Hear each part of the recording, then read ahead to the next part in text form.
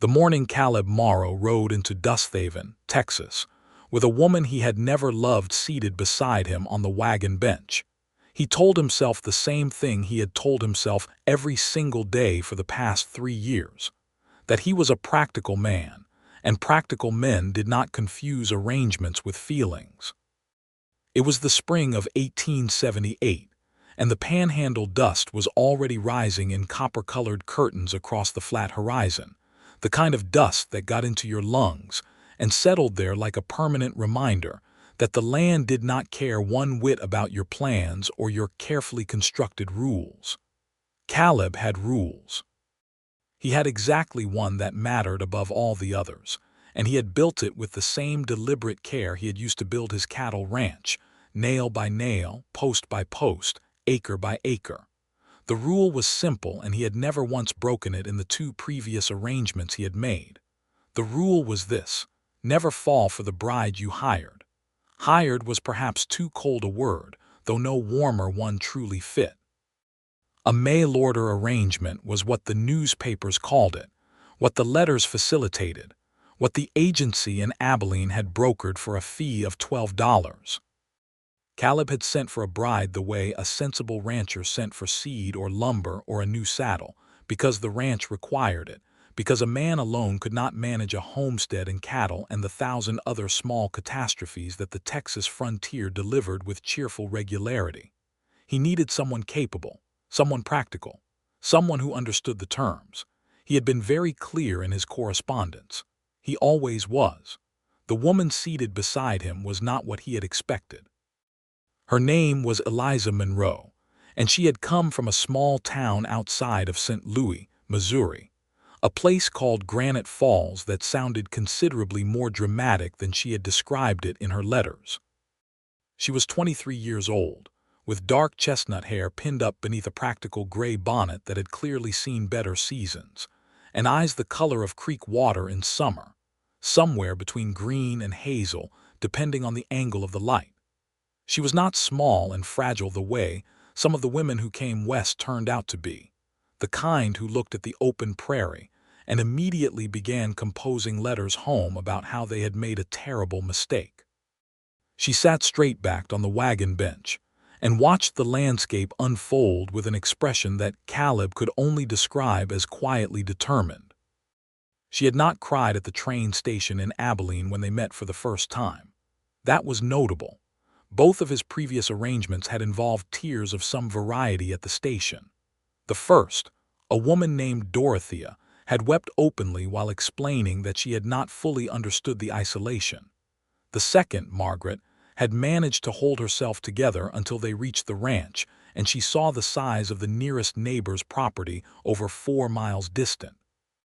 Eliza had stepped off the train, adjusted her bonnet, looked at him with those creekwater eyes, and extended her hand the way a person shook on a business agreement. "Mr. Morrow," she had said, "I hope the drive is not too long. I would like to see the land before dark." That was it. That was the whole of her greeting. Caleb had shaken her hand and told her it was approximately 7 hours by wagon, and she had nodded and said that was fine, and they had loaded her 2 trunks in a carpetbag and headed south along the Caprock toward home. They were 3 hours into the drive when she asked her first real question. She had been quiet for a long time, not the uncomfortable kind of silence that pressed against a person and demanded to be filled, but the calm kind, the kind that belonged to someone who was comfortable inside their own head. Then she turned to him and said, "You mentioned in your last letter that the previous arrangement did not work out. Can I ask what happened?" Caleb kept his eyes on the road. "She left," he said, "after 8 months. Was it the isolation?" "Partly." Eliza was quiet for a moment. "And the first," he glanced at her sideways. She had clearly read all of his letters very carefully. "Same," he said, "though she lasted longer, 14 months. "I see." She folded her hands in her lap. "I am not going to leave, Mr. Morrow. I want you to know that at the outset. I came here because I wanted to build something, not because I was running from something else, and I think that makes a considerable difference in a person's staying power." He did not know what to say to that, so he said nothing. He should have recognized that moment as significant. He should have noted the warmth that moved through his chest at her words and filed it somewhere cautious. He did not. He was a practical man, and practical men took people at their word without reading too much into the warmth of how that word was delivered. The ranch was called the Double Bar M, and it sat on 420 acres of panhandle grassland that turned gold in the afternoon light and silver in the moonlight, and was, by any objective measure, one of the more beautiful and unforgiving pieces of land in the state of Texas. Caleb had built the main house himself over 3 summers, and it showed. The craftsmanship was evident in the dovetailed corners and the wide front porch that faced east to catch the morning sun. But the loneliness of single-handed construction was also evident in the small details that a second pair of hands might have improved. There were no curtains. The kitchen had all the necessary implements but none of the warmth. The rooms were clean in the way that a bachelor keeps a room clean, which is to say functionally clean rather than genuinely warm. When Eliza stepped down from the wagon and looked at the house in the last gold hour of the late afternoon, she was quiet for a long moment. Then she said, "It has good bones." And Caleb, who had built every one of those bones himself, felt something stir in him that he refused to examine. He showed her the house. Her room was upstairs, the one with the east-facing window. His was at the opposite end of the hall. He had built the house with separate rooms in deliberate expectation of an arrangement like this one, practical, respectful, appropriate. She set her carpetbag on the bed and looked around at the bare walls and the uncurtained window, and she nodded once as though confirming something she had already decided. "I will need fabric," she said, "for curtains at minimum. Do you trade at the general store in Dusthaven?" "Every 2 weeks," he said. "Then I will make a list." She had dinner made before he had finished rubbing down the horses. He came in through the back door to find the kitchen transformed in some indefinable way. A cloth laid across the table, the lamp positioned to cast a warmer light, 2 plates set out with the kind of simple care that suggested she had done this her whole life and understood that small dignities mattered in hard places. The stew she had produced from the provisions in his pantry was better than anything he had made himself in years. They ate mostly in silence, but it was not the same silence as the wagon. There was something in it now, a tentative domesticity, careful and new. After dinner, he sat on the front porch with a cup of coffee and watched the stars come out over the panhandle, thick and closed the way they only were out here, where there was nothing between you and the sky. He heard the kitchen being cleaned. He heard the sound of water being pumped and dishes being set, and the domestic small sounds of another person occupying the same space, and he was surprised by how readily those sounds settled into the silence of the ranch like they had always belonged there. He went to bed with his rule intact, and then came her first sunrise. He was up before dawn the way he always was, moving quietly through the house on his way to the barn.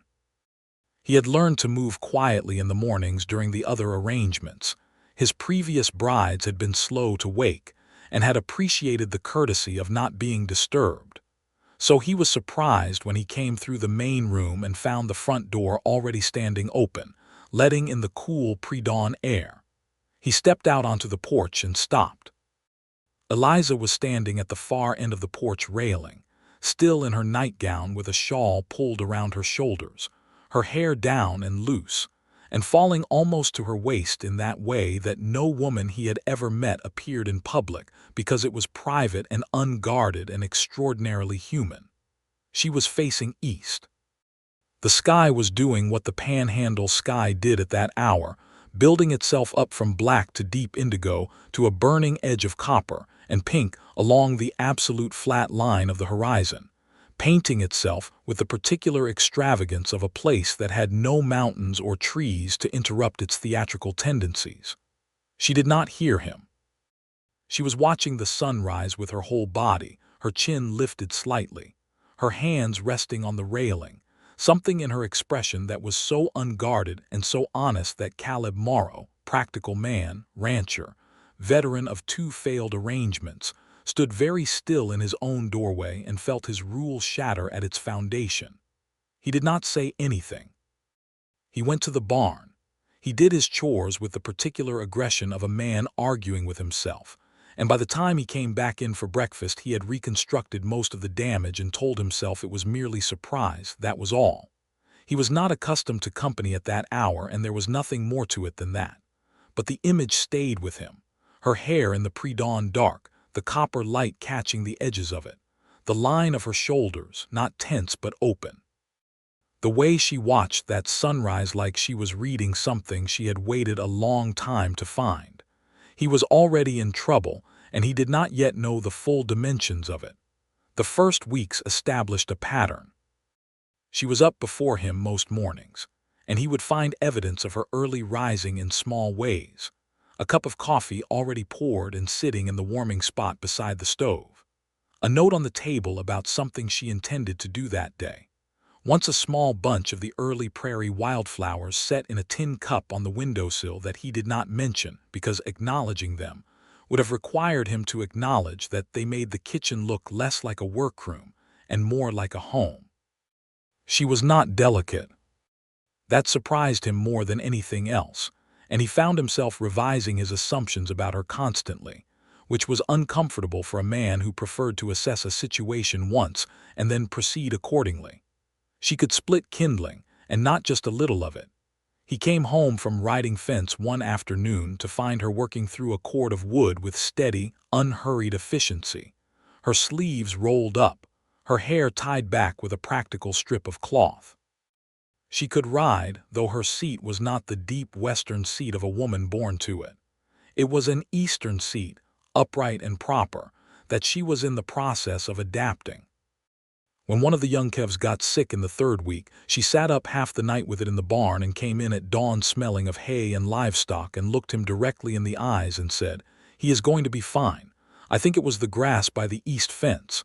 I would keep them off it for a week." He checked the east fence grass and found it gone to something fungal at the root, and she was right. "How did you know?" he asked her that evening. "My father had a dairy farm," she said. "I grew up with cattle." "Not longhorns," she added, glancing out the window toward the herd, "but cattle.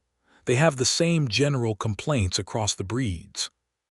He filed this away and tried not to think about what else she knew that he had not yet discovered. She wrote letters in the evenings. She had a small lap desk that she had brought in one of her trunks, and she would sit at the kitchen table after dinner and write, her pen moving in quick, confident strokes. He asked her once who she wrote to. "My sister," she said. "Clara. She is still in Granite Falls." She paused. "And sometimes to a woman I met through the agency, another bride who went to Arizona Territory. We correspond." "You have friends through the agency." She looked up at him with something that was almost amusement. "Is that surprising?" "I suppose not," he said. He thought about it. "I did not think of it that way. Of women using the agency to build a network." "Women use every available means to build networks," she said, and returned to her letter. "It is a practical necessity." There it was again, that word practical. He had thought himself the practical one in this arrangement. He was beginning to understand that she had organized her entire existence around a practicality that was simultaneously harder and more gracious than his own. The first time they almost talked about something real was 3 weeks in, on a Sunday evening when a thunderstorm rolled in from the northwest and turned the panhandle sky a shade of green that always made Caleb slightly uneasy, because that particular green was the color of storms that sometimes produced more than just rain. They sat on the porch and watched it come because there was nothing else to be done about it. The stock were in the barn, the shutters were latched, the preparations were made. Eliza sat in the second chair he had dragged out that week because it seemed rude to only have one chair on a porch meant for sitting, and she watched the storm with the same full-body attention she gave to sunrises. "I love thunderstorms," she said. "Most people who come out here get over that quickly," he said. "I did not say I found them comfortable," she said. "I said I loved them. Those are different things." She was quiet for a moment as the first low rumble reached them across the flat land. "What made you come to Texas? You are not from here originally. Your letters had a different quality to it." He looked at her. "What quality?" "Like someone who chose the place deliberately rather than ended up in it by inheritance." He was quiet for a moment. The storm was building fast now. The way panhandle storms did. The sky in the west was nearly black and the wind was picking up, carrying the copper and electricity smell that was the panhandle's particular signature before a hard rain. "I came from Kentucky," he said finally, "after the war. I was 15 when it started and 19 when it ended, and I did not want to be anywhere that had a history with me. The West did not know me. That appealed." She nodded slowly. "I understand that," she said, "wanting a place that does not have a story about you yet. That has room for you to be the person you intend to be rather than the one people already decided you were." He had not thought of it in exactly those terms before, but the moment she said it he recognized it as precisely correct. "Yes," he said, "that exactly." She turned and looked at him, and for a moment the storm and the green sky and the whole wide panhandle fell away, and there was just the directness of her looking at him, and he felt, for the second time, the ground shifting slightly beneath the foundation of his rule. Then the rain hit, sudden and hard, and they both retreated inside, and the moment passed into the domestic busyness of storm preparedness and was not mentioned again. He told himself it was the storm that had made everything feel larger than it was. He was convincing himself of this with some success when the situation with Hector Crane arose and made everything considerably more complicated. Hector Crane was, in the blunt assessment of most of Dusthaven's residents, a problem. He had arrived in the county 2 years prior with a deed to 3,000 acres that his lawyer in Abilene assured everyone was legal, but that several of the smaller ranchers suspected had been acquired through means that would not bear close examination in a court of law. He ran cattle on his land, and on other people's land, and the boundary between the two was a matter of ongoing dispute. He was not violent, exactly. He employed men who were occasionally violent, but Crane himself was the kind of man who smiled while delivering news that ruined people, and wore good suits, and never personally held the knife while making sure everyone understood that the knife was there. Caleb had been having his own quiet dispute with Crane for 2 seasons over the southern fence line, where Crane's cattle had a persistent habit of appearing on double-bar M grass. He managed it. He did not like it, but he managed it. What he had not anticipated was Crane's interest in Eliza. It started at the general store in Dusthaven, on their second supply run together. Caleb was at the back of the store talking to Amos Webb, the owner, about a feed order, when he heard Crane's voice from the front, that particular smooth-edged voice that always made the small hairs on the back of Caleb's neck prickle in the automatic way that animal instinct reserves for genuine threats. He came around the shelving to find Crane in his good suit and his imported hat, standing rather too close to Eliza, and speaking in the tone that men like Crane used when they wanted something from a person they had decided was available to be had. He was asking her about how she found the panhandle, and whether she was happy with her situation, and whether she had considered that there were other situations a woman of her obvious quality might find considerably more comfortable. Eliza's face was perfectly composed. She was holding a bolt of calico fabric and looking at Crane with the creekwater eyes gone a shade cooler than their usual temperature. She said, "I am very happy with my situation, Mr. Crane, and I will thank you to step back to a polite distance." Crane smiled and did not step back. "Now, Mrs. Morrow, I am not Mrs. Morrow yet," she said with perfect steadiness. "The ceremony is next month, but the distinction does not change my answer." Caleb crossed the store in 3 strides and positioned himself at Eliza's shoulder. He did not say anything dramatic. He simply arrived and looked at Crane with the kind of look that needed no elaboration. Crane smiled his undamaged smile. "Morrow, you have done well for yourself with this one." He touched the brim of his hat. "I was just welcoming your bride to the county." "Consider her welcomed," Caleb said. When Crane was gone, Eliza set the bolt of calico on the counter and breathed out once slowly. "He is unpleasant," she said. "Yes. He wants something from you," she said. "He was testing how I felt about my arrangement to see if there was leverage there." Caleb looked at her. "That is a very precise reading of it." "I grew up near a man like that," she said simply. "I know how they operate." She picked up the calico again and examined the pattern with fresh attention. "I would not worry about it. I am not leverage." He was not worried about it in the way she meant. He was worried about it in a different way, the way that had to do with how naturally and without thinking he had crossed the store to stand at her shoulder, and how right it had felt to be there, and how the word she had used, arrangements, now sat in his chest differently than it ever had before. The wedding ceremony was small by any standard. They drove to Dusthaven on a Thursday morning in late April, and the town's circuit preacher, a lean, cheerful man named Reverend Hale, who served 4 counties from the back of a mule, married them in the front room of the Dusthaven sheriff's office, because the church had a bad roof and rain was expected. Their witnesses were the sheriff, a deputy, and Amos Webb from the general store, who apparently attended every wedding in Dusthaven as a matter of civic principle. Caleb had not thought much about the ceremony itself. It was a practical matter, a legal formality that legitimized the arrangement and clarified their respective positions in the eyes of the county and the territory and the bank where his ranch note was held, which had opinions about unmarried men and property succession. He had not counted on standing beside her in that low-ceilinged office, in the smell of leather and old paper, and the last of the morning rain coming through the open door, and having to repeat words out loud that he had thought of as mere formalities until the moment he was actually saying them.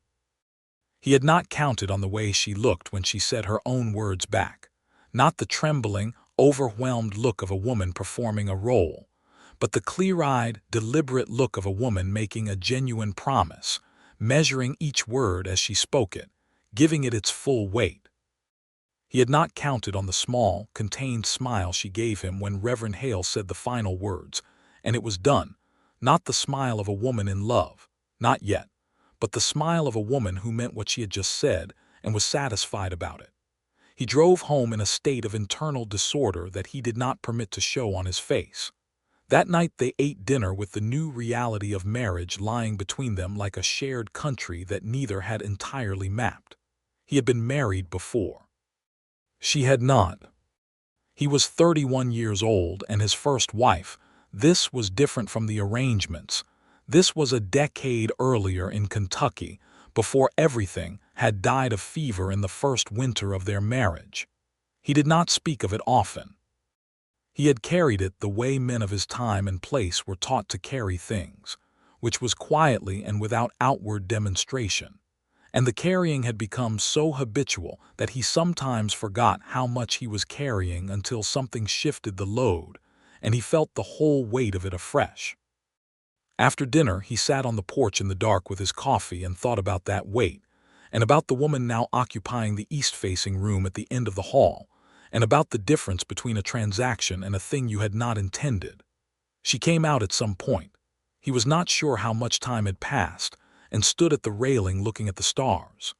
She had let her hair down again, the way she apparently always did in the evening, and the night air was warm enough that she needed only a light shawl.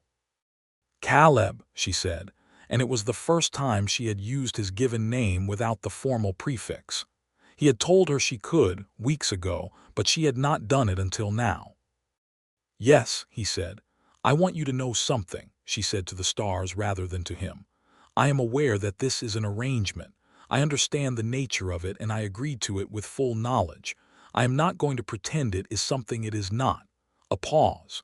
The stars were very bright over the panhandle. "But I am also not going to pretend to be less than I am inside of it. I am not capable of doing things halfway. So if I give this my full effort, the ranch, the home, this, I hope that does not confuse things or cause problems." He thought about that for a moment.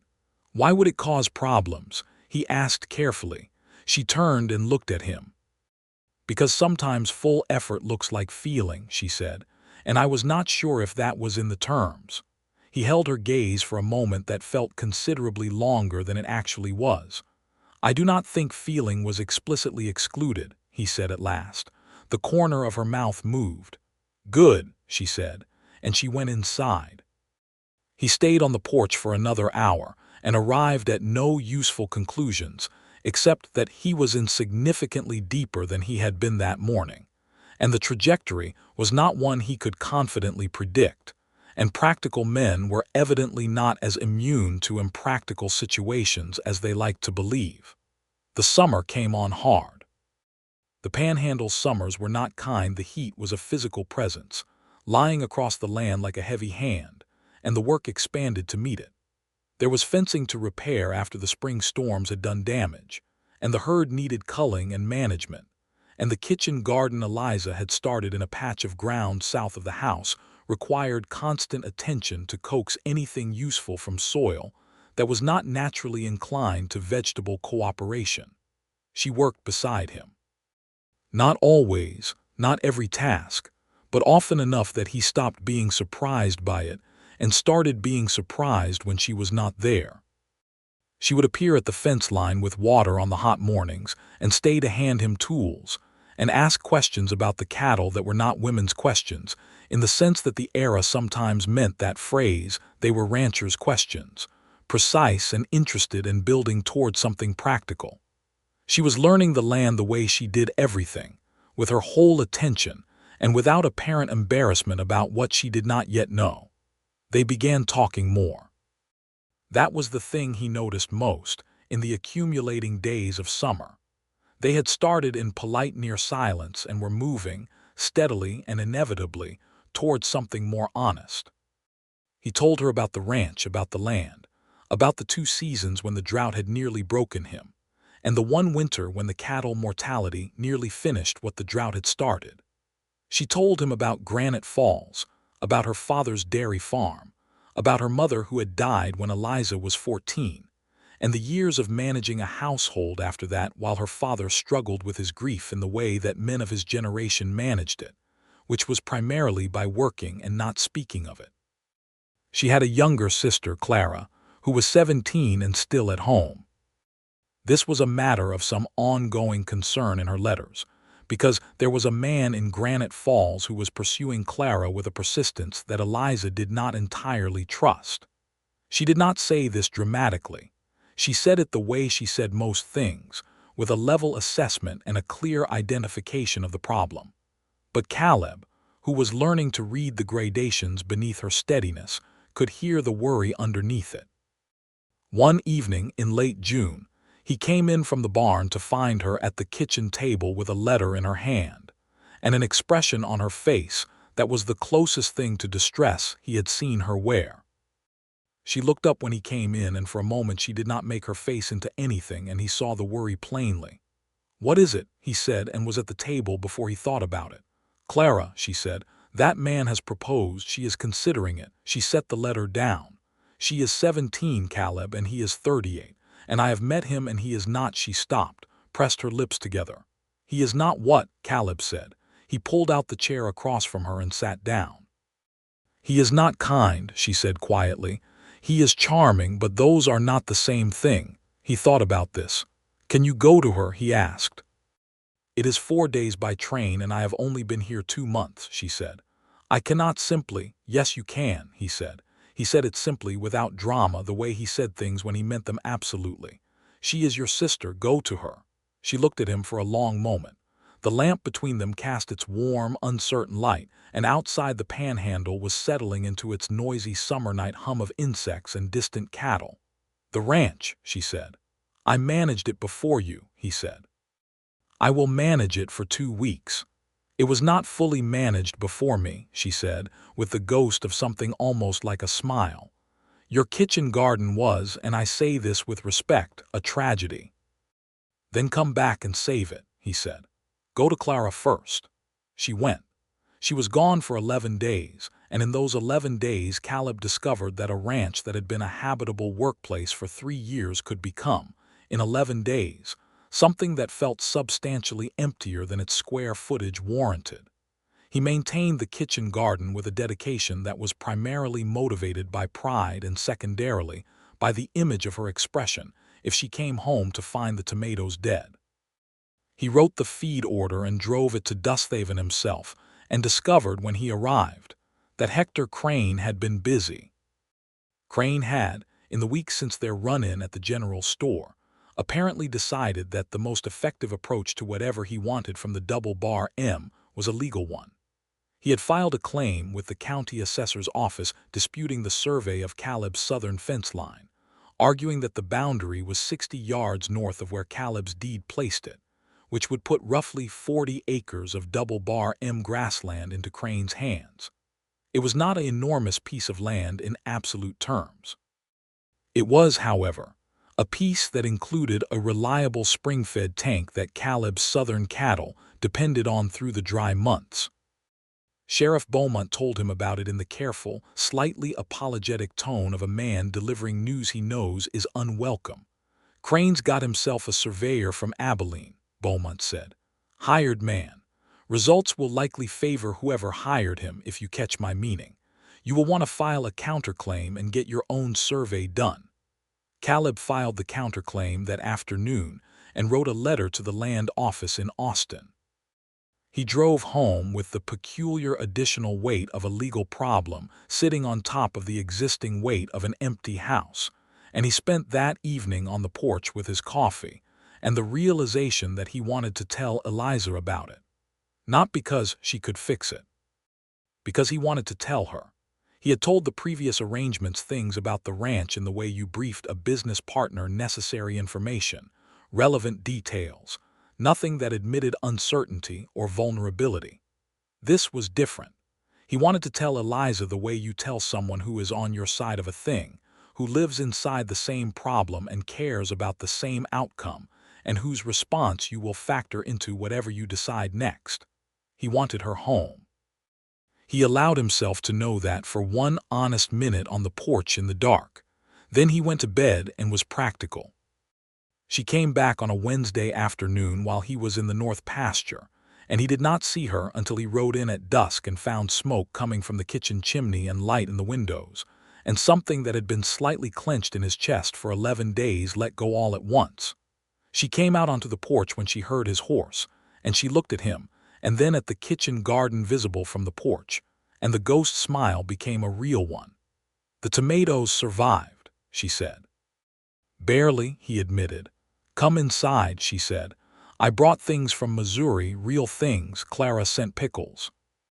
He unsaddled his horse and rubbed it down and came inside and sat at the kitchen table while she unpacked a cloth bag of things her sister had sent: pickles, a tin of good tea, a small jar of honey from her father's neighbor's bees.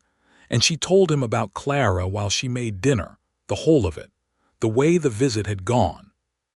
The frank conversation she had with her sister about the difference between charm and kindness, and how you could not always tell them apart until you had spent some time looking carefully.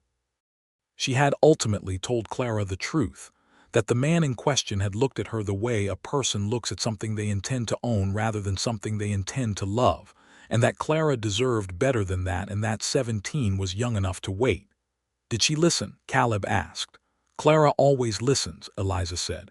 "She is better at it than I am. She set plates on the table. She declined his proposal. He was not gracious about it." "Is she all right?" "She will be," Eliza said. "She is tougher than she looks." She sat down. "She wants to come and visit if that would be acceptable." "Of course," he said. Then he told her about Crane. She listened to the whole of it with the focused, level attention she gave everything. When he finished, she was quiet for a moment, then she said, "You have your original survey." "I do, from when I filed the deed. And the land office in Austin has a copy." "They should. I will write to confirm." "Then the solution is to get your own survey done by someone Crane did not hire," she said. "And to do it quickly, before his man submits findings that become the official record simply because they were submitted first." She met his eyes. "There is a surveyor in Amarillo. I saw a notice in the Dusthaven paper. The land office uses him for disputed claims in this county. He would carry more official weight than someone Crane brought from Abilene. Caleb looked at her. He had not known any of this. How do you know about the Amarillo surveyor? I read everything that comes into this house, she said simply. The Dusthaven paper, the notices, the agricultural reports. You pay for them. It seemed wasteful not to read them. He had paid for subscriptions that he had never actually read. She had read all of it in 2 months, and was now deploying the information in his defense. He did not know what to do with this except look at her and feel the rule he had made in what now seemed like another lifetime shudder and collapse completely at last, quietly and permanently, without drama. He did not say anything about it. He wrote to the Amarillo surveyor in the morning. The surveyor arrived in mid-July, a precise and humorless man named Garfield who took a week and generated a set of findings that were so thoroughly and specifically documented that Crane's Abilene man spent one afternoon examining them, spoke to his client, and submitted an amended report that conceded the original fence line was correct. Crane did not address this personally. He never did. But the claim was dropped, and the tank remained double-bar M property. And Caleb paid Garfield his fee with a lightness in his chest that was at least partly about the survey, and largely about other things. He celebrated, if it could be called that, by riding out to the south tank with Eliza on a Saturday morning, and sitting on the bank in the shade of the single mesquite tree that grew there with a determined improbability that he had always admired. She took her boots off and sat with her feet in the cool water and tipped her head back in the dappled shade, and her hair was down because it was a Saturday and they had not gone to town, and the water moved around her ankles, and Caleb sat on the bank beside her and decided that he was done pretending. "Eliza," he said. "Yes," she said, eyes closed, face tipped to the filtered light. He thought about how to say it. He was not a man who had many occasions to find words for the large things. He was a man who found words for the practical things and let the large things go largely unsaid. But she had told him on the porch on their first night as a married couple that she was not capable of doing things halfway. He owed her the same. "I made a rule for myself," he said. "When I decided to try this arrangement, I told myself not to make it into something it was not." She opened her eyes. She was looking at the water, but he could see that she was listening with her entire body. "I was not successful," he said, "at keeping that rule." She was quiet for a long moment. A red-tailed hawk was working the thermals above the south pasture, rising in the slow, deliberate circles of a creature that understood patience. The water moved around her feet, cool and certain. "How long?" she asked, quietly, not triumphant, not surprised, just asking. "The first sunrise," he said. She turned and looked at him then with those creekwater eyes that were fully green in the July light, and what was in them was not what he had braced himself for, which was some combination of careful management and preserved distance. What was in them was something warmer and more vulnerable than he had seen there before, which meant it had been there for a while and she had been managing it herself, carefully, in the way she managed everything. "I had the same rule," she said at last. "You made a rule," he said. "I had been through the agency correspondence," she said. "I knew how these things worked. I told myself to be practical about it." She looked back at the water. "I was not successful either, though mine took somewhat longer than a sunrise." "How long?" he asked, because she had asked him. "The night you told me to go to Clara," she said. "The way you said it, like it was not even a question, like of course you would manage without me, of course she mattered, of course go." She shook her head slightly. "I was on the train to Missouri falling in love with you in the most inconvenient possible way." He was quiet for a moment. Then he said, "That is not actually very long either." "No," she agreed. "It is not." He reached across and took her hand where it was resting on the bank between them. She looked down at their joined hands for a moment, then looked at him, and the expression on her face was the one he had seen on the porch on the wedding night and never fully decoded until this moment. The expression of a woman who meant what she had said and was profoundly satisfied to find it was true. "I would like to stop pretending this is an arrangement," he said, "if that is agreeable to you." "It is very agreeable to me," she said.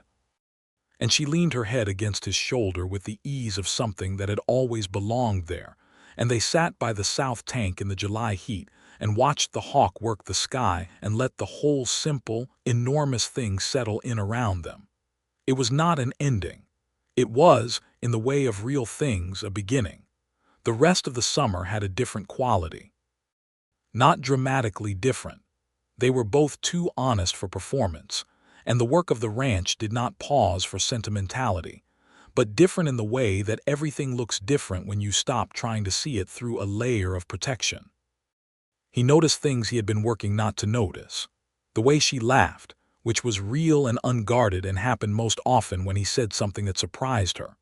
The way she moved through the house, confident and purposeful, but stopping sometimes to look out the window at the land in that way she had, that full attention. The way she was around his cattle, patient and capable, and occasionally talking to them under her breath in the same sensible tone she used for everything else.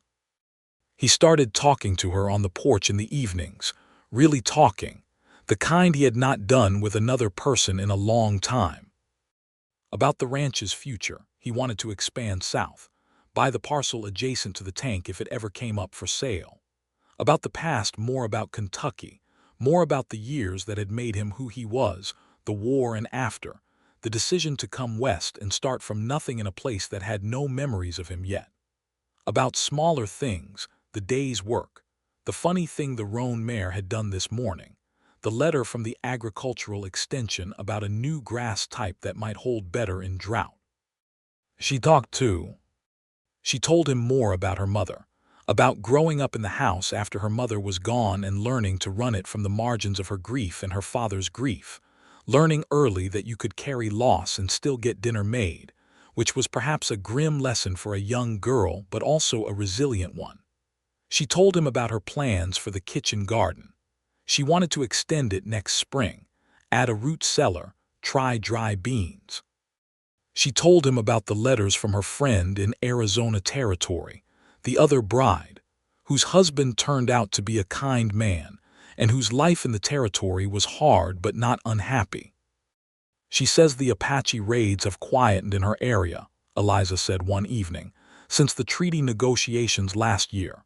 The Comanche pressure in this county has been less this year too," Caleb said, "though it has not been easy getting there." He was quiet for a moment. The land was theirs, and that is a fact that does not go away because it is inconvenient to say it. She looked at him with something in her expression that was not surprise exactly, but appreciation. "I did not expect you to say that," she said. "It is true," he said. "The whole of it out here is built on something that was taken, and the men who took it do not mostly care to examine it too closely. I am not better than them, I am on the same land. I just prefer to know what the land cost." She reached across and put her hand over his where it rested on the arm of his chair. She did not say anything, and she did not need to. Clara came in August. She was 17 years old and looked enough like Eliza that Caleb felt a start of something when she stepped off the wagon in Dusthaven, the same posture, the same way of meeting the world straight on, but younger and more openly bright where Eliza was measured and steady. She was observant about everything. Clara was. She watched the ranch with quick, interested eyes that catalogued and assessed constantly, and she watched Caleb with a particular attentiveness that he realized, after the first day, was her determining whether he was good to her sister. He did not mind. He would have done the same.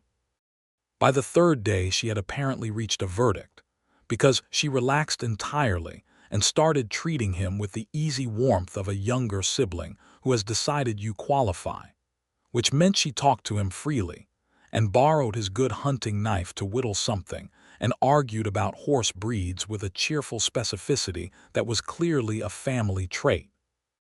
She and Eliza spent long evenings talking after dinner, and sometimes Caleb stayed and was included, and sometimes he gave them the room and went to the porch, and either way the sound of the two of them in conversation.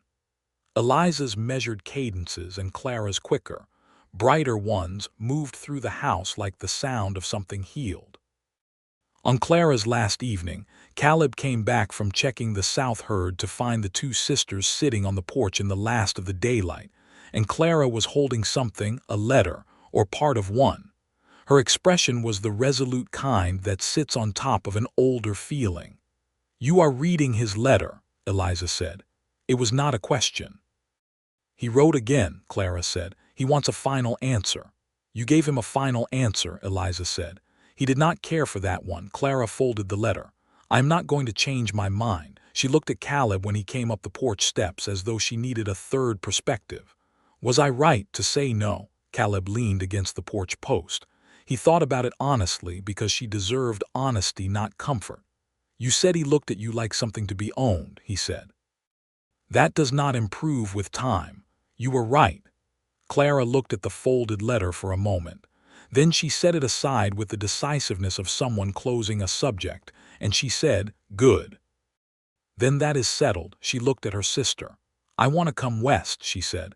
"Not immediately, but I have been thinking about it all week.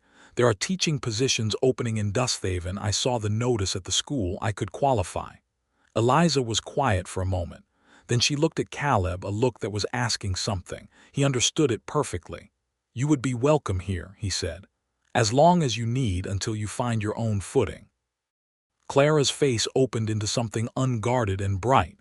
"I was not expecting that," she said. "Neither was she once," Caleb said.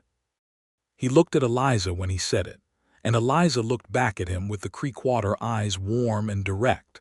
And Clara watched this exchange with a small, satisfied expression that suggested she had gathered all the information she came for. Clara went back to Missouri in September with the intention of finishing out the year at home and applying for the Dusthaven school position in the spring.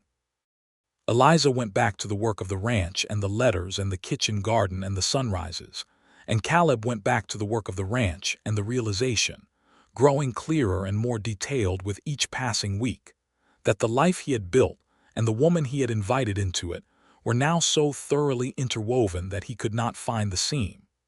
In September, he rode into Dusthaven to post a letter and encountered Hector Crane on the main street, which was not uncommon. What was unusual was that Crane was in conversation with a man Caleb did not recognize, a lean man with an Abilene look to his coat, and a way of holding himself that spoke of legal office work rather than the outdoors. When Crane saw Caleb, he excused himself from this conversation with the smooth efficiency of a man who had been expecting an encounter and had prepared accordingly. "Morrow," he said pleasantly. "Your wife is well." "She is," Caleb said. "I heard about the Amarillo surveyor," Crane said, still pleasant, still smiling. "Thorough work." He adjusted his coat. "I have no hard feelings about the survey outcome. I want you to know that. I made a claim I believed in and the evidence did not support it. That is how the process works." "Is there something you want, Crane?" Caleb said. "Not immediately," Crane said. He smiled. "But I am acquiring the Haverson parcel." The Haverson parcel was the land adjacent to Caleb's eastern boundary, the land that touched his property for 2 miles along the creek that fed the south tank. Caleb kept his expression level. "Old Haverson is selling." "He is," Crane said. "His son wants him in Abilene near the family. He needs a quick sale. I am in a position to provide one." He paused, letting this information settle with the particular timing of a man who has rehearsed the moment. "I expect we will be neighbors in a more formal sense after October." He tipped his hat and walked away. Caleb stood on the main street of Dusthaven and thought through the implications. Crane owning the Haverson parcel would put him along the creek for 2 miles. It would give him leverage over the water access that was even more direct than the fence line dispute. And Crane had bought it quickly, before Caleb could even have considered making an offer, which meant either that he had been moving on it for some time or that he had known Caleb might want it and moved deliberately to prevent it. He rode home and told Eliza. She listened with her hands around her coffee cup, looking at the window. "He is boxing you in," she said. "Trying to," Caleb agreed. "What does he actually want?" she asked. "Not the land is a method. What is the goal?" Caleb thought about it. I think he wants the double bar M, he said slowly. Or he wants me to sell a portion of it to him at his price because he has made life difficult enough that I want the dispute to end. He does not need to own the whole ranch. He just needs me to feel surrounded enough to make concessions. Eliza set her cup down. Then we do not make concessions, she said, and we find a way to make the surrounding less effective. She looked at him. The creek. If the creek is the issue, then the question is whether there is another reliable water source you are not currently using. He thought about the north pasture. There was a seep there, a place where water came to the surface in wet seasons. He had never developed it because the south tank was sufficient. Maybe, he said. Look at it, she said, and I will write to the land office in Austin about the water rights on the creek itself. If your deed has riparian rights included water rights tied to the land boundary, then Crane's ownership of the Haverson parcel does not give him what he thinks it gives him. He looked at her. This woman, who had been in the panhandle for 4 months and was now methodically identifying the defensive architecture of their shared life with more clarity than he had managed on his own. When did you learn about riparian rights? He asked. I read the agricultural report, she said. There was a section about water law in the September issue. Of course there was, he said. She looked at him with the ghost of a smile that was becoming one of his favorite things in the world. Caleb, yes. We are going to be fine, she said. It was not bravado. It was assessment. She said it the way she said things she had examined from all sides and found to be true. He believed her. The land office confirmed the riparian rights in October. The creek, to the extent that it crossed double bar M property, was legally Caleb's water regardless of who owned the adjacent bank. Crane received a copy of the correspondence with the particular silence of a man who is recalculating, and the threats that had been building in the south and east of the ranch subsided into something more like a cold standoff present but managed, not immediate. In October the blue northers began, the frontage of the panhandle winter that came down from the territory with a speed and ferocity that always surprised newcomers. Eliza was not surprised. She had read about the northers and she had asked him about them in September, wanting to be prepared. But knowing about something and experiencing it were different things. And when the first true norther hit and the temperature dropped 40 degrees in an hour and the wind drove horizontal sleet across the panhandle with a sound like thrown gravel, she stood in the doorway of the barn where they had both rushed to check the stock, and she said in a voice of genuine awe, "Oh, it is extraordinary." "Most people do not call it that," he said, wrestling the barn door shut against the wind. "It is terrifying," she said, "and extraordinary." She helped him throw extra blankets over the horses. Both can be true. The winter settled in around them and the shape of their days changed with it. There was less outdoor work and more indoor work. The long, careful maintenance of a ranch through a season that wanted to undo everything you had built. They spent more evenings inside, closer to the fire, and the conversations deepened and lengthened in the way that winter's enforced proximity encourages. He read to her sometimes, from the newspapers and the agricultural reports, but also from the one small shelf of books he kept a volume of history he had hauled from Kentucky, a novel he had bought in Abilene 3 years ago and only half read, a battered Bible with his family's names written in the front in his mother's handwriting. She was a reader too, and she had brought books in her trunks. She lent him one, a collection of natural history essays from a Boston writer who had spent a year in the Western Territories. And he read it slowly through November and found it both admirable and slightly irritating in the way that people who observe a thing from a comfortable distance always have a clarity about it that those living inside it cannot quite achieve. They argued about this cheerfully and at some length, and at the end of the argument she said, "You should write it yourself then, your own account." "I am not a writer," he said. "You write fine letters," she said. "I know because I read all of them before I agreed to come." She tilted her head. "There was one in particular about the South Tank at sunset. You described it with more precision and feeling than anything in that Boston book." He had written that letter in a moment of uncharacteristic verbosity and had immediately regretted its inclusion in the agency correspondence, worrying that it made him seem fanciful. He had not expected it to be the thing that pulled the scale toward yes in a woman reading letters in Missouri, assessing a decision that would alter the entire direction of her life. "Is that why you chose this ranch?" he asked. "That letter." "That letter and the one about the first cattle drive you did alone," she said. "The way you described being in over your head and doing it anyway, it sounded like someone who would not give up on things." She met his eyes. "I was right." He was quiet for a moment with all of that inside him. Then he said, "I was also right." "About what?" "That letter," he said. "That you were the one I was looking for."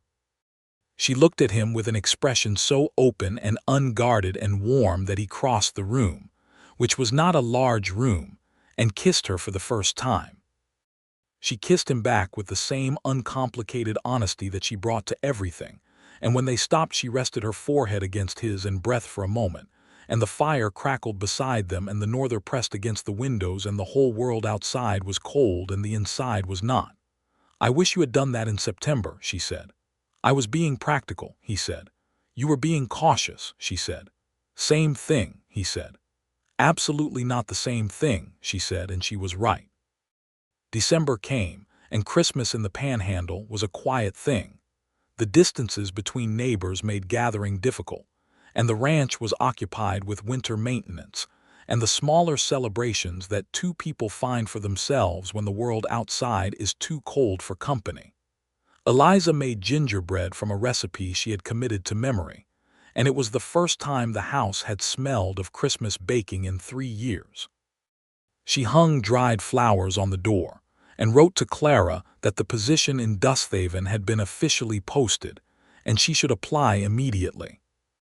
On Christmas Eve they walked out to the south tank in the late afternoon, bundled against a cold that had temporarily gentled into something merely sharp rather than brutal. The grass was dry gold, and the tank was half frosted at the edges, and the sky was the particular clear blue of Panhandle winter that was so deep and so saturated it looked painted. She stood at the bank in her coat and her scarf and her good boots that were now broken into the land, and she looked at the same tank and the same mesquite and the same hawk-worked sky that she had looked at in July when they sat on the bank and told each other the truth, and her expression was the settled, satisfied expression of a woman who is exactly where she intended to be. He stood beside her and looked at the same things. Then he looked at her. "I want to ask you something," he said. She turned. "I know the arrangement was, Caleb," she said. "Let me finish," he said. She subsided. He thought about how to say it correctly. "I know the arrangement was a legal and practical matter and the ceremony in the sheriff's office was the same, but you deserve more than that. You deserve a proper wedding, the kind that is about this," he gestured between them, a slightly helpless gesture. "Not the legal matter, the actual thing." She was quiet. The wind moved through the dried grass with a low, persistent sound. "Are you asking me to marry you again?" she asked. "I am asking if you would want to," he said. "Spring. Properly. With your father if he will come, with Clara, with whoever from this county you want, the Reverend Hale and not in the sheriff's office." Her eyes were very bright. Not with tears exactly, or not only with tears. With something fuller than tears, the kind of brightness that is made of multiple things at once. "Yes," she said. "I would want that very much." He took her hand and they walked back to the house in the last of the winter light, and the house had its warmth and its curtains and its kitchen garden dormant under the frost, and the lamp was already lit in the window because she had left it burning against the dark.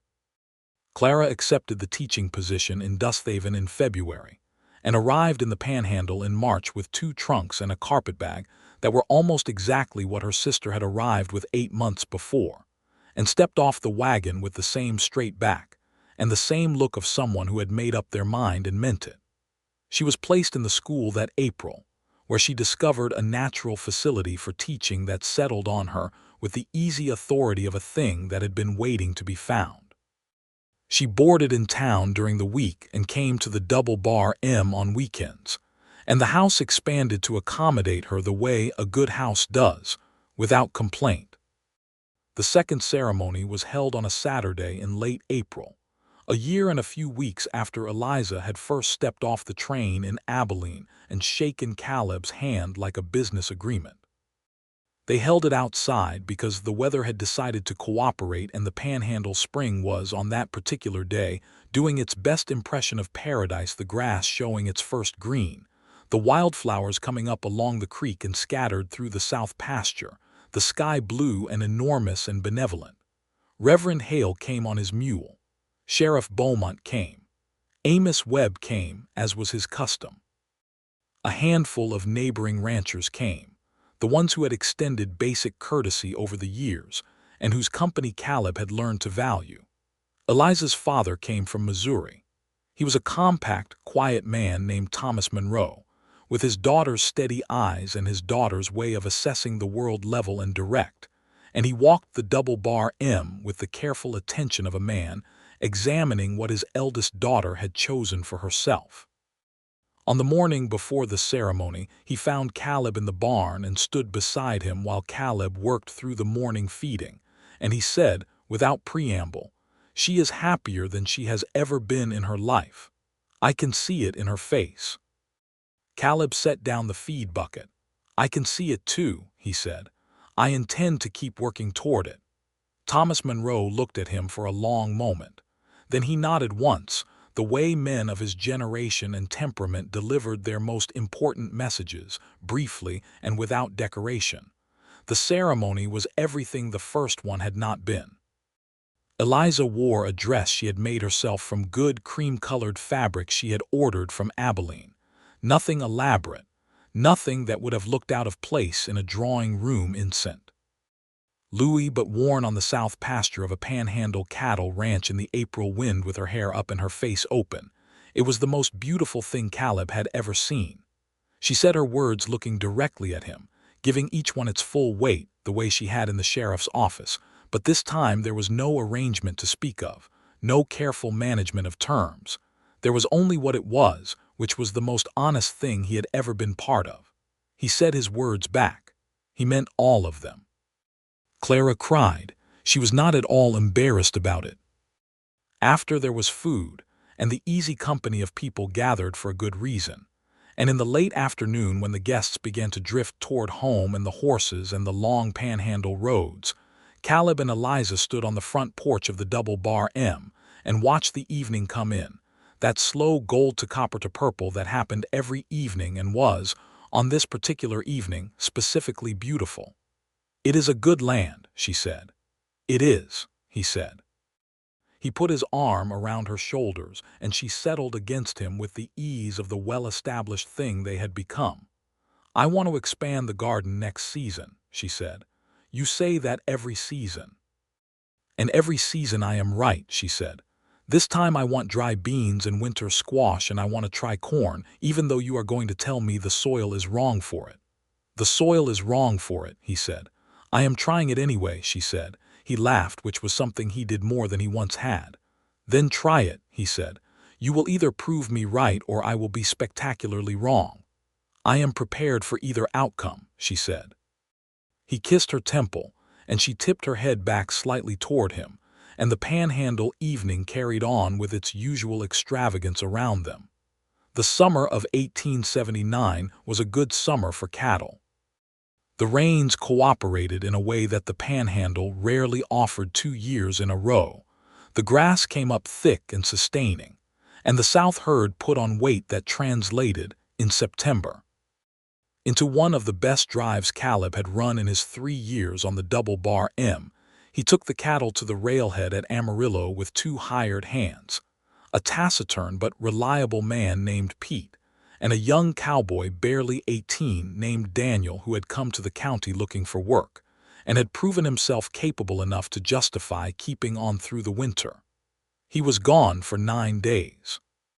He came back to find the kitchen garden expanded as promised, with a neat and productive row of dry beans and a sprawling patch of winter squash that had colonized considerably more of the garden than the original plan had suggested, and in the far corner against the south fence, a small, defiant row of corn that was, against all geological expectations, approximately knee-high.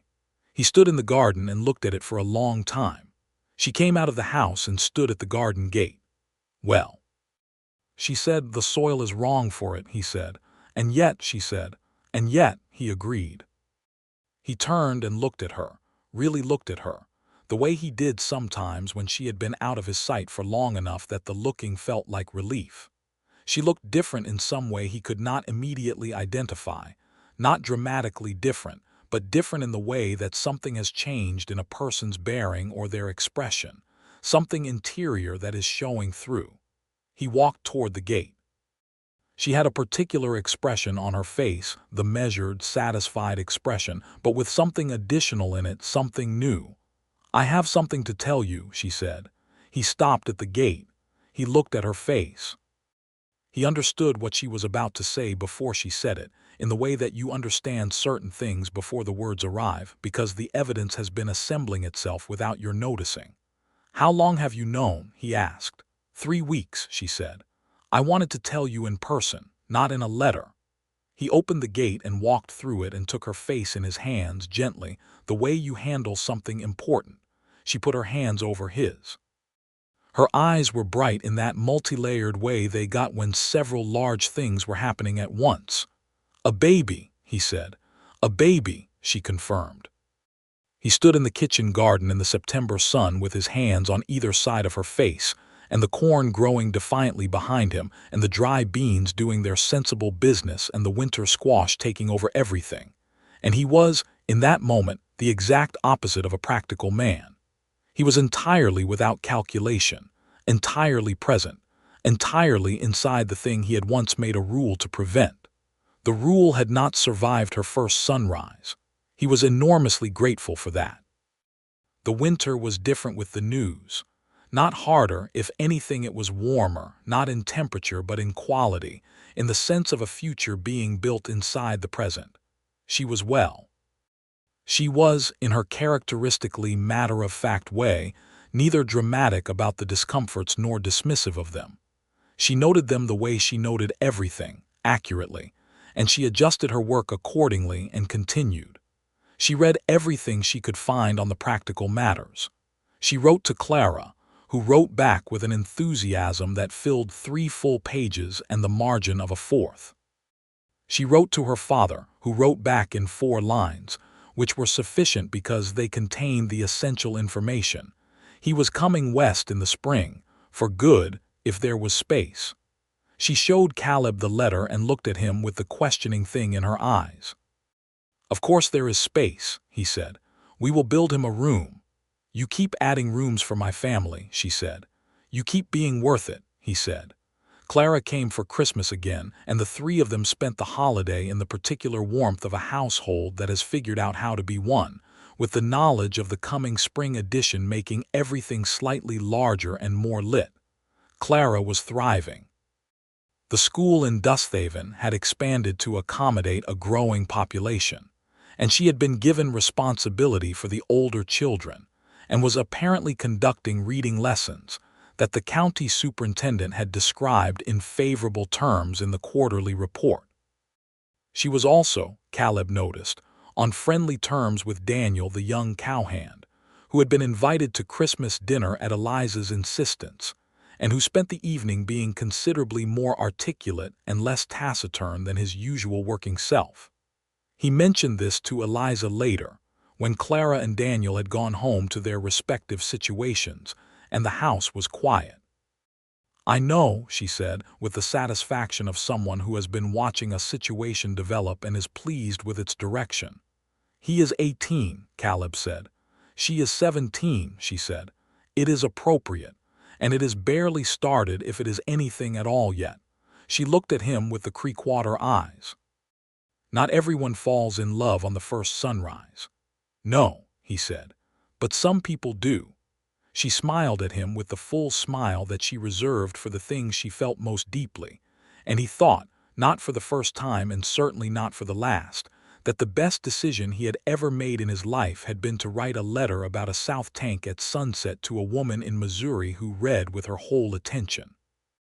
The baby came in late March of 1880, when the panhandle was making its first tentative gestures toward spring, and the kitchen garden was still frozen, and the south tank had ice at its edges in the mornings. He was a boy, born in the early hours before dawn in the room at the end of the hall, the east-facing room that had been Eliza's when she first arrived, and was now the room they shared, the one that caught the morning light.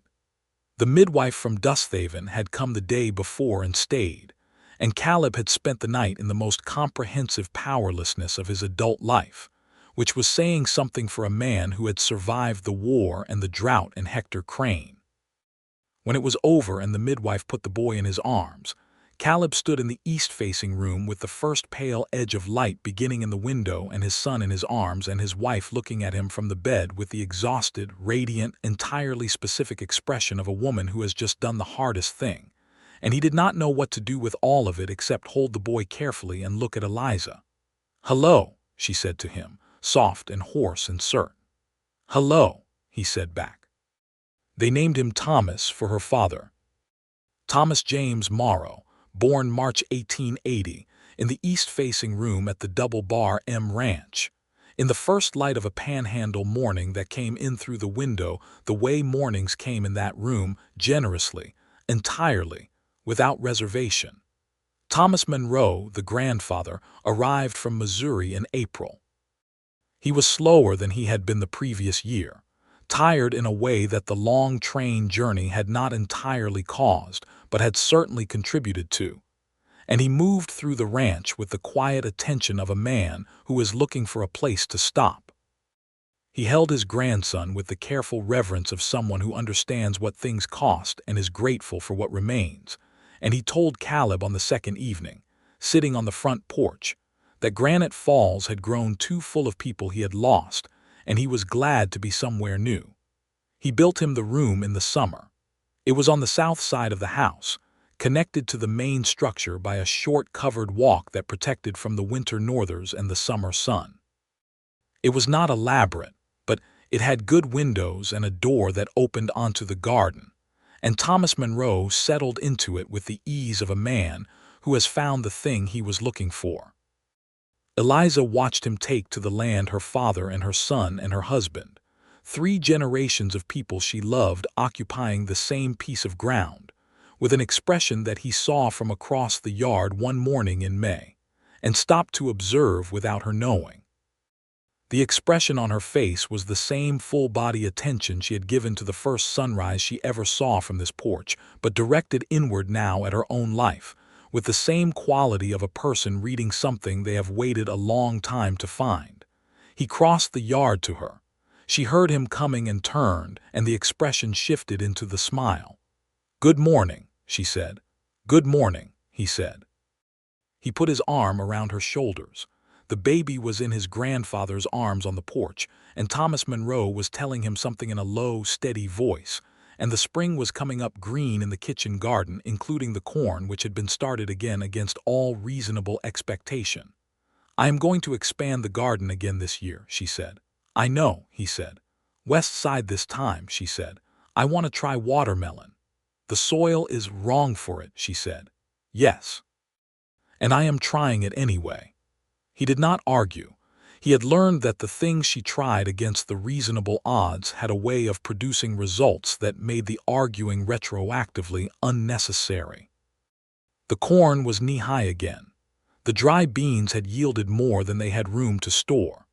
The winter squash had colonized the entire south corner of the garden with an enthusiasm that she encouraged, and he observed with the private satisfaction of a man watching someone he loves do exactly what they are suited for.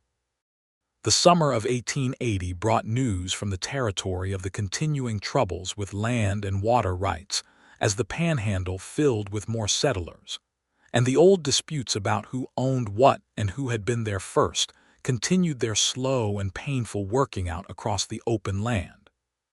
Crane, for his part, had turned his attentions north, toward a parcel in the next county, and the cold standoff with the Double Bar M settled into something that was not friendship, but was at least a stable absence of active maneuvering. Sometimes he saw Crane in Dusthaven, and they exchanged the nods of men who have established their boundaries and found them holding. Daniel and Clara continued their careful, patient thing through the summer, meeting on weekends at the ranch and in town, and at the various social events that Dusthaven organized in the way that small frontier towns organize things, dances and church picnics, and the occasional community work bee, where everyone descended on a neighbor's property to accomplish collectively what would take months alone. At the fall dance in September, Daniel asked Clara to dance 3 times in a row, which in 1880 Texas was a statement of intent readable from quite a distance, and Clara danced all 3 and came back to the table where Eliza and Caleb were sitting with a face that was trying very hard to be composed and not quite managing it. "Well," Eliza said. "Hush," Clara said, but she was smiling. Caleb looked at Daniel across the room, who was looking at the floor with the particular intensity of a young man processing the magnitude of what he has just done. "He is a good hand," Caleb said to Eliza quietly. "He is," she said. She looked at him. "You sound like you are giving a reference." "I am a practical man," he said. She laughed the real laugh, the unguarded one that happened when he surprised her. She leaned her head briefly against his shoulder, right there in the middle of the Dusthaven fall dance, which was the kind of public display that was not entirely common for married couples of their time and place, and that Caleb had never previously engaged in with anyone and did not for one moment want to stop. By October, Daniel had spoken to Clara properly, and by November he had come to the ranch on a Sunday evening with his hat in his hands and a scrub-clean face, and asked Thomas Monroe's permission, with the gravity of someone who has been thinking about a thing for a long time and has prepared every word. Thomas Monroe had listened carefully and given it, and Clara had said yes to Daniel with the same straight-backed, eyes-open decision that her sister had brought to the choice that had brought her west. The engagement was not long. They married the following spring, in May of 1881, in the same outdoor manner as Caleb and Eliza's second ceremony, with the ranch doing its May best and the wildflowers coming up across the south pasture in colors that nobody ever managed to entirely describe, because they were both very specific and very not quite like anything else. Clara wore blue. Eliza stood beside her and held baby Thomas, who was a year old and mildly interested in everything and not particularly concerned about the solemnity of the occasion. Caleb shook Daniel's hand before the ceremony and told him something brief and direct, and Daniel nodded in the way of a young man who has heard the essential thing. They settled in Dusthaven. Daniel found work at the livery stable and later at a freighting company that ran supplies across the Caprock, and Clara taught her school and wrote her letters, and came to the ranch on Sundays with the regularity of a woman who has learned from her sister that the distance between family and home should be kept as small as the land allows. The second Morrow child arrived in the winter of 1882. A girl this time, born in November when the Northers were at their first furious onset, and the ranch was buttoned down for the season. They named her Eliza, for no particular precedent, but because Eliza said the name had weight to it, and she wanted her daughter to have a name with weight. Eliza was not like Thomas. Thomas had come into the world with a composed, considering quality, assessing his surroundings with what the family agreed was a suspicious resemblance to his mother. Eliza arrived with something louder and more insistent, a declaration of presence that was immediate and comprehensive, and she maintained it. Thomas Monroe held Eliza the second day and looked at her with the look of a man cataloging similarities. "She has your mother's eyes," he told Eliza. "And your mother's way of making a room smaller. Is that a complaint?" Eliza asked. "It is an observation," he said. "I loved your mother's way of making a room smaller." The ranch expanded its operation in 1882. Caleb bought the additional acreage south of the tank, the parcel he had wanted for 2 years, which finally came available when its owner decided to go north to the new cattle territories opening in Montana. He did it with the careful accounting of a man who has learned what it costs to overextend and what it gains to grow methodically, and he and Eliza sat at the kitchen table the night before the purchase and went through every figure together, her pen moving across the ledger in the quick, certain strokes that had become familiar.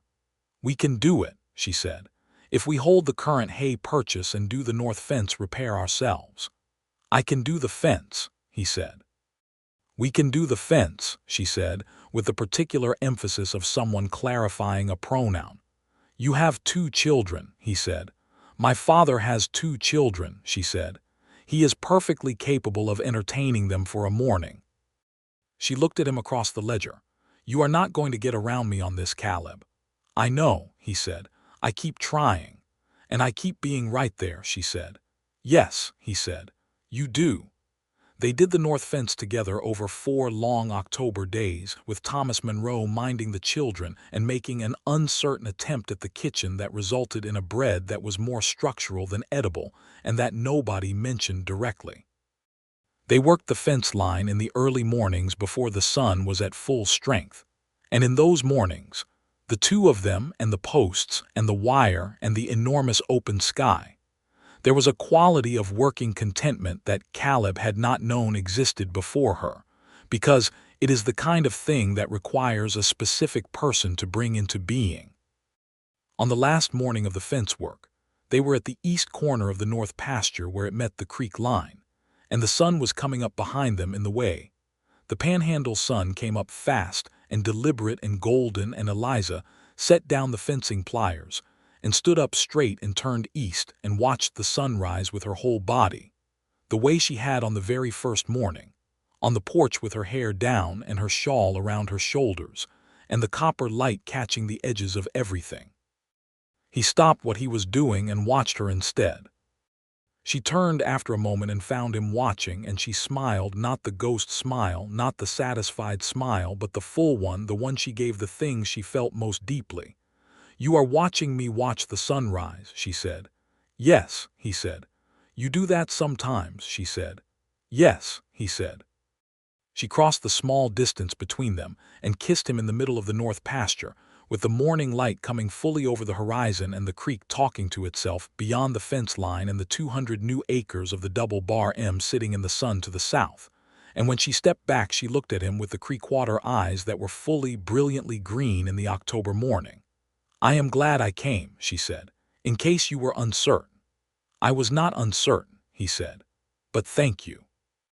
"I am also glad the soil was wrong for corn," she said, "because you were wrong about that, and I think it set the proper tone for the marriage." "The tone of you being right about things," he said. "The tone of us being honest with each other about what we know and what we do not," she said, "and neither of us being too proud to be surprised."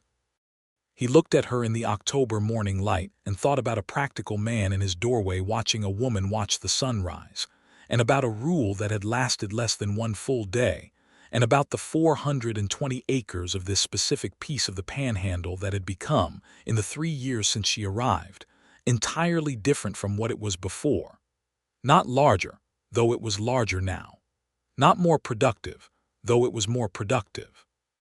Different in the way that a place becomes different when it has people in it who are fully in it, who have committed themselves to the land and to each other without reservation, who get up before dawn to watch the sunrise and say yes to things that the soil is wrong for, and build rooms for the people they love and sit on porches in northers and argue about corn, and mean every word of every promise they have made. He took her hand in the north pasture in the October light, and they walked back south toward the house, where Thomas Monroe was likely conducting his morning entertainment of the children, with the slightly overwhelmed competence of a grandfather who is managing and knows it, where Eleanor would be making her comprehensive declaration of presence, and Thomas would be regarding his sister with the patient, considering expression that was entirely his mother's, where the kitchen garden was done for the season, but planning for the next already alive in Eliza's organized and purposeful mind, where the rooms of the house held all the small accumulated evidence of a life that had been built deliberately and with care, and that was, by any honest measure, everything it had set out to be and considerably more. The double bar M stood on its 420-plus acres in the panhandle sun and the panhandle wind, and the seasons turned over it in their order, and the south tank reflected the sky every morning without interruption. And the corn grew every year in the corner of the kitchen garden because Eliza planted it there, and the soil was wrong for it, and she was right anyway. And a practical man who had made one sensible rule found, on the morning he watched it shatter, that some rules are made to be broken by the right sunrise and the right woman watching it, and that everything that follows from that moment, the arguing and the working and the building and the loving and the small astonishments of a life shared with someone who does everything at full effort, is not the breaking of the rule at all. It is the point of the whole enterprise. It always was.